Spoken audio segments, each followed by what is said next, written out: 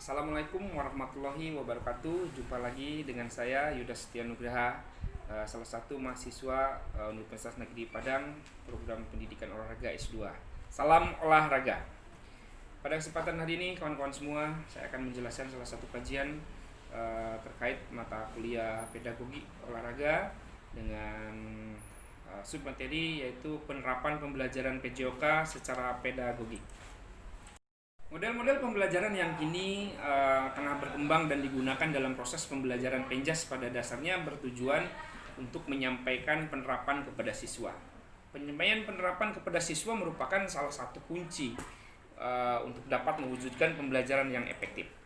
Oleh karena itu, seorang guru Penjas harus mampu dan memiliki keterampilan dalam menyampaikan penerapan kepada siswa dalam waktu yang tepat dan cara yang tepat pula. Penyampaian penerapan pembelajaran dalam pembelajaran Penjas biasanya guru melakukan menyampaikan tujuan pembelajaran kepada siswa. Penerapan tersebut dapat diberikan sebelum, selama, dan sesudah pembelajaran yang dilakukan.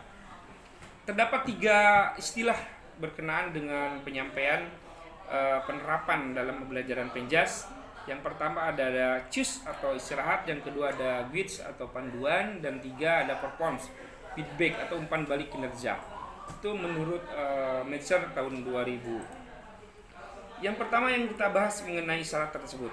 Guru biasanya memberikan sedikit penerapan belajar selama mempresentasikan tugas yang disebut cues atau dalam bahasa Indonesia berarti isyarat.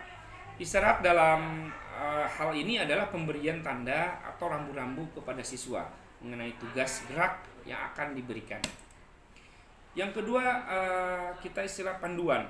Kadangkala siswa membutuhkan penerapan pada saat mereka sedang melakukan tugas gerak atau terlibat dalam sebuah aktivitas gerak di dalam pembelajaran.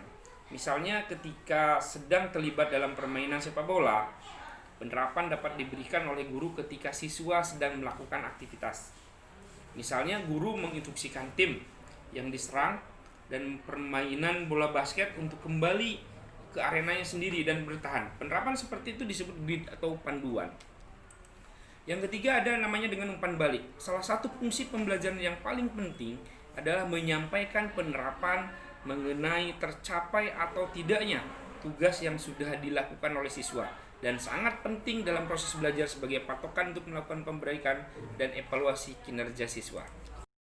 Selanjutnya, umpan balik merupakan salah satu hal penting dalam proses belajar. Namun kita belum tahu pasti cara terbaik untuk melakukannya dalam setiap situasi. Namun berdasarkan penelitian dari belajar gerak dan pedagogi, terdapat beberapa aturan yang dapat menjadi pegangan guru untuk melakukan hal-hal tersebut. Yaitu lebih baik umpan balik daripada umpan balik yang minim.